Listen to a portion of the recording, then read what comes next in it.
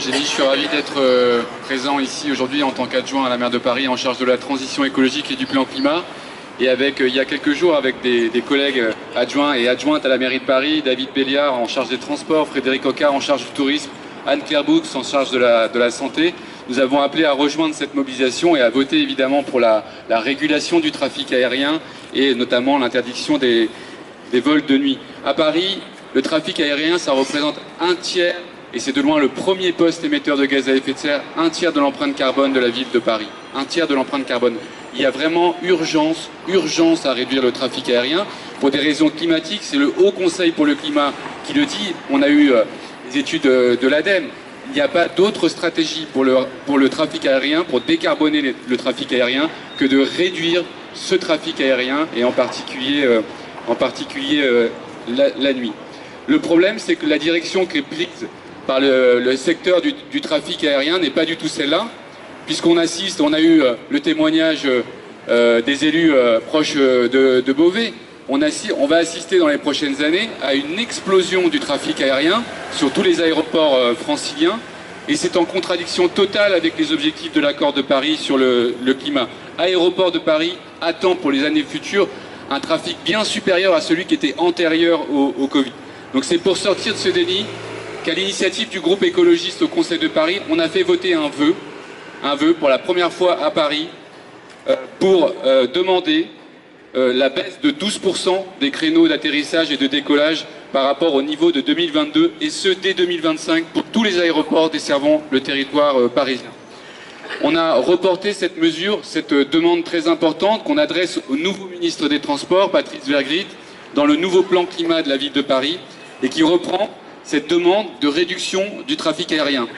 Les études qui ont été faites par Air Paris aux abords notamment de Roissy disent que le niveau de particules ultra fines est égal au niveau qui est proche du périphérique à Paris. Et nous savons, moi je suis un élu du 19e arrondissement, on sait ce que ça veut dire la pollution aux abords du périphérique sur une infrastructure routière où il y a 1,2 million de véhicules qui circulent par jour sur le périphérique. Et donc on a les mêmes niveaux de pollution aux particules ultra fines sur les deux secteurs. On a demandé aussi l'arrêt des développements des lignes aériennes, notamment d'hélicoptères taxis qui sont prévus à Paris, qui sont aussi une aberration environnementale, mais je ne suis pas venu ici pour parler de ça. Et je suis venu ici avec beaucoup d'élus parisiens. Je vois Marie-Pierre Marchand, Andréa Spilars, un conseiller régional, Jean-Luc Duménil, et bien d'autres qui sont là aujourd'hui pour, en solidarité avec les collectivités qui sont victimes des nuisances aériennes, et on va continuer à vos côtés à interpeller le gouvernement pour lever ce tabou et demander enfin une action climatique, une action sur la question de la pollution de l'air, une action pour la santé des habitants de nos collectivités rapide dans les prochains mois et dans les prochaines semaines. Je vous remercie. Daniel Caillal, adjointe au maire à Saint-Prix. Merci Eugénie. Alors, en tant qu'adjoint au maire de Saint-Prix, ville située en plein cœur du bassin de la forêt de Montmorency, je vais vous relayer un peu le ressenti de tous ces habitants qui ne se sentent pas écoutés, pas entendus, et ce depuis plusieurs années. Alors, le bassin de la forêt de Montmorency, vous avez des villes comme Montmorency, Anguin-les-Bains, qui font partie des adresses du Val d'Oise, Montlignon, Margency, Andilly, Fémont, Aubonne, Le Plessis-Bouchard, et ces communes ont toutes deux choses en commun. La première, c'est une chose très positive, elles sont soit en pied de forêt, soit à proximité de la très belle forêt de Montmorency, ce qui est une vraie force, un vrai point de qualité de vie, qui est une vraie chance également. Mais la deuxième, et c'est un point noir, et vous pouvez le demander à n'importe quel habitant de ces communes-là, c'est le trafic aérien. C'est un point noir du quotidien des habitants de la forêt de Montmorency.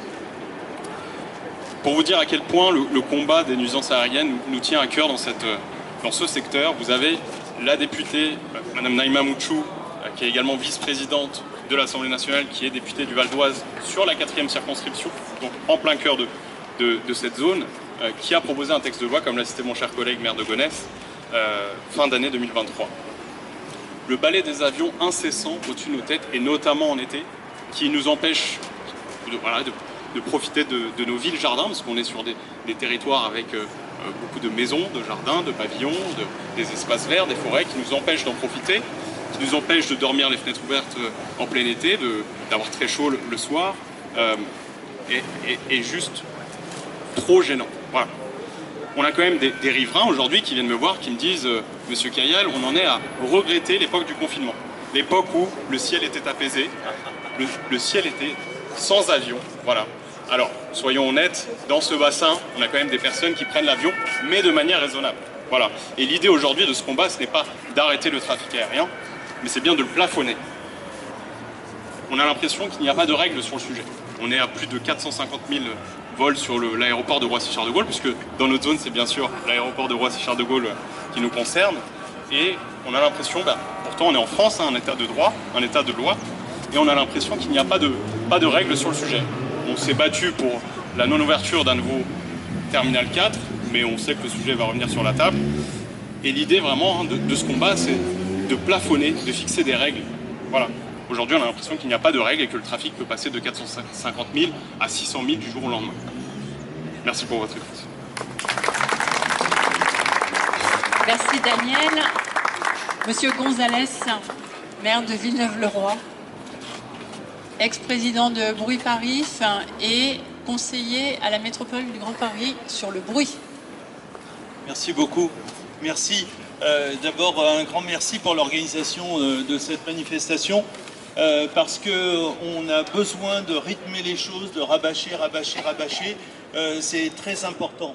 Alors, le juge de paix, effectivement, c'est Bruit Paris établit les cartes de bruit. Donc, l'état du bruit aujourd'hui, on le voit à travers ces cartes de bruit. La cartographie, que dit-elle? Entre la 3e génération et la 4e génération de cartes de bruit, eh bien, globalement, le bruit ferré baisse, le bruit routier est à peu près idem. En revanche, le bruit aérien monte. Voilà. Donc, on voit bien, s'il était nécessaire d'illustrer votre présence ici, le bruit aérien monte. Donc, on est bien obligé de prendre des mesures, de prendre conscience de tout cela. Et je pense, et je voudrais porter un message d'espoir malgré tout, parce que des diagnostics, vous l'avez fait, Monsieur Boutier l'a fait, vous l'avez tous fait excellemment. On sent malgré tout qu'il y a des éléments qui bougent à travers l'Europe et le dispositif de la réglementation 2002-49, la directive qui impose de faire des PPBE. Ces PPBE se déclinent progressivement. Ces PPBE, ces plans de prévention du bruit dans l'environnement, obligent à la réflexion, obligent à faire des choses. Et donc on sent que ce lobby aérien hyper puissant qui arrive à être aussi à l'aise avec les changements de majorité, n'est-ce pas Jean-Pierre? On arrive à avoir un courant extraordinairement puissant qui s'imposent partout parce qu'ils sont partout, voilà, et carburant détaxé, s'autorisant toutes les exceptions, y compris quand on arrive à décrocher un couvre-feu, on voit ce qu'il en est fait. Bref, tout ceci évolue, ça questionne, et j'en veux pour preuve un exemple, celui que je connais le mieux, qui est le PPBE d'Orly, qui a obligé à la réflexion, et que la mobilisation aujourd'hui nous permet d'entrevoir une des possibilités qui serait d'obtenir une demi-heure de couvre-feu supplémentaire. Donc on voit bien que les choses bougent, les élus en prennent de plus en plus conscience. J'ai ici une pétition de 150 maires pour réclamer une demi-heure de couvre-feu supplémentaire aux abords d'Orly. Donc ce sont des choses qu'on n'avait pas il y a 10 ans. Et de surcroît, on bénéficie d'une sorte de convergence des documentations à travers le bruit, puisque maintenant il n'est plus à établir. Gérard Boutier disait que le bruit n'est pas un élément de festivité, le bruit nuit, et pas que la nuit d'ailleurs. Le bruit est une réalité, puisque on sait maintenant calculer le coût sanitaire et social du bruit. Pour l'aéroport d'Orly, 1,9 milliard, excusez du peu. Alors quand vous entendez les milliards de ceux du lobby aérien, vous pouvez aussi objecter les milliards du coût sanitaire et social. Mais il y a aussi le bruit, nous l'avons vu, mais aussi toute la pollution de l'air. Et on assiste à une sorte de convergence de tous ces éléments-là. Ça a été évoqué avec les PUF, l'article sur les particules ultra fines. Tout ceci vient en convergence et on voit bien, et j'attends avec impatience, qu'il y ait une cartographie de tous les risques. Et pas seulement isolés, comme c'est le cas en ce moment et mené avec un peu d'avance par Bruit Parif, mais que Air Parif vienne superposer à la carte de Bruit Parif celle d'Air Parif, et que tous ces effets cumulés montrent l'urgence à intervenir parce que les pollueurs, eh bien, ils sont uniques et retrouvés. Voilà, donc moi je ne vais pas être plus long que ça, juste pour vous dire que c'est porteur d'espoir.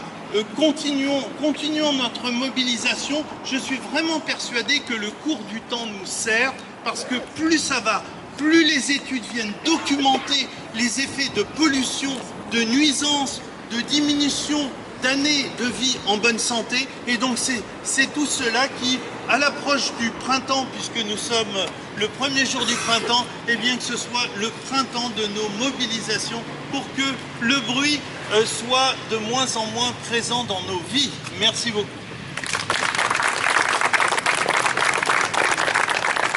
Merci à vous. Asdine Taïdi, maire de, j'allais dire du Bourget, non pardon, maire de Stains pour l'aéroport du Bourget. Mais je veux en parler du Bourget. D'abord, merci Eugénie et puis toute ton équipe de nous réunir ici, parce que voilà, il faut bien une personne pour mettre en synergie cette mobilisation collective et citoyenne. Donc merci à toi et puis à toutes celles et tous ceux qui ont vraiment contribué à créer encore cette mobilisation. Et on sera d'autant plus ravis de se retrouver ici pour certainement fêter de très belles victoires qui seraient, à mon avis, très, très importantes qu'on puisse obtenir. Alors bien évidemment, Stains est déjà fier aussi de faire partie de cette mobilisation collective, donc, puisque Stains est fortement aussi impacté pour deux situations, à la fois sur la présence proche de l'aéroport Charles de Gaulle-Étoile, mais c'est pas celui-ci qui nous impacte le plus, même si l'impact est très fort sur la partie nord du territoire de Stains, et Stains n'est pas que la seule ville concernée, je pense en particulier à Pierrefitte, à Épinay, et certainement aussi du côté de Garges. Mais par contre, on est fortement impacté par, je l'avais déjà dit, par l'aéroport d'affaires ultra riche du Bourget. Et j'ai même tendance à croire que le mouvement d'avion est de plus en plus important, de plus en plus impactant sur la ville. Ça a été rappelé tout à l'heure, l'impact il est d'ordre sanitaire extrêmement fort, mais il est aussi d'ordre écologique. Et dans un territoire comme ça, et moi je suis ravi que ici, de manière très transpartisane, il y a la représentation de tous les territoires. Le mien est un territoire urbain, et donc cette situation des nuisances aériennes vient quelque part mettre en difficulté, gâcher le travail que les élus locaux, et c'est le cas à Stains et certainement dans les autres communes, nous menons au quotidien pour justement faire en sorte que la transition écologique et sociale soit véritablement un enjeu important. Donc on se retrouve avec des contradictions extrêmement fortes, puisqu'il n'y a pas de volonté politique, ça a été précisé tout à l'heure. L'impact à Stains, c'est pratiquement plus de 30% de la population qui est gênée par le bruit, 30% sur une population de 40 000 habitants, c'est énorme. Un autre chiffre important, c'est pratiquement 22 mois de bonne santé perdus pour bon nombre d'habitants. Et je pense en particulier celles et ceux qui subissent ces nuisances aériennes depuis très longtemps, je pense en particulier aux seniors. Je ne parle même pas des écoliers. Pas plus tard qu'il y a pratiquement une semaine, lors d'activités, centres de loisirs plutôt, j'ai bien vu des activités qui étaient fortement impactées par la multiplication d'avions d'affaires qui circulent d'ailleurs évidemment la journée, mais de plus en plus la nuit sans aucune autorisation. Donc il est vrai que cette mobilisation elle est importante pour nous, parce qu'elle vient aussi mettre en lumière Stains, puisque c'est une ville urbaine, une ville populaire. Elle vient mettre en lumière aussi d'autres inégalités que nous cumulons, des inégalités sociales, des inégalités économiques et écologiques.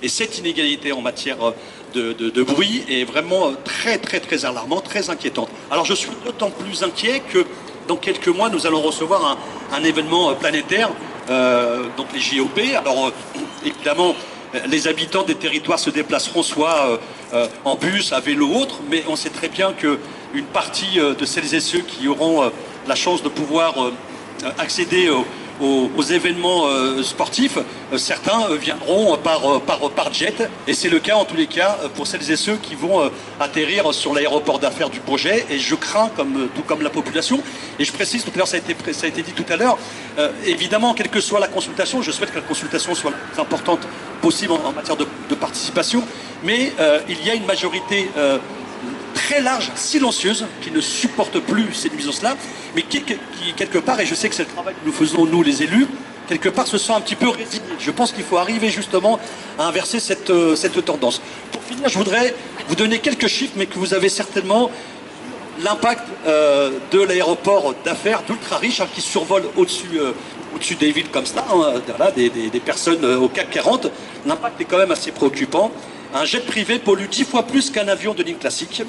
Les 1% les plus riches détraquent plus le climat que les 50% les plus pauvres, et 10% des plus riches de la planète sont responsables de près de la moitié des émissions de carbone. Voilà, c'est un constat alarmant, mais en même temps, nous, on est force de proposition, et je remercie vraiment la présence des parlementaires ici qui travaillent depuis très longtemps sur des propositions alternatives avec des éléments très concrets. Et donc voilà, des propositions, on en a. Le constat, il existe. Maintenant, il faut vraiment changer totalement de braquet, parce que, pour moi, il s'agit d'une question de dignité, d'égalité vis-à-vis des habitants, et j'estime que les habitants sont victimes d'une non-assistance à habitants en danger. Merci à vous.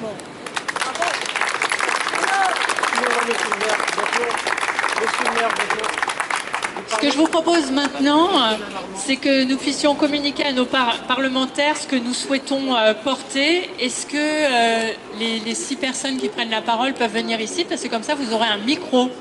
Sonia Ramège.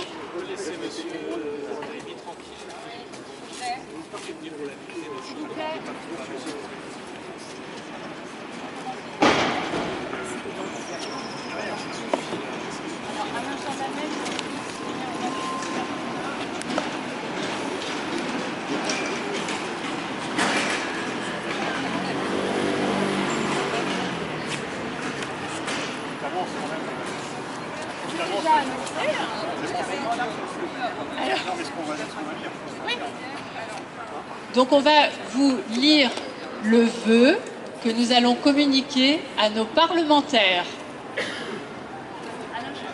Merci. Donc, vu le Code général des collectivités territoriales, et notamment son article L 2121-29, vu la directive européenne 2002-49-CE relative à l'évaluation et à la gestion du bruit dans l'environnement, qui dispose que chaque État membre élabore tous les 5 ans, pour chacun de ses aéroports civils recevant un trafic annuel supérieur à 50 000 mouvements, des cartes stratégiques de bruit et un plan de prévention du bruit dans l'environnement. Vu le règlement UE 598/2014 relatif à l'établissement de règles et de procédures concernant l'introduction de restrictions d'exploitation liées au bruit dans les aéroports de l'Union dans le cadre d'une approche équilibrée. Vu la directive 2008/50/CE concernant la qualité de l'air ambiant et un air pur pour l'Europe. Vu le règlement UE 2021/1119 du Parlement européen et du Conseil du 30 juin 2021, établissant le cadre requis pour parvenir à la neutralité climatique.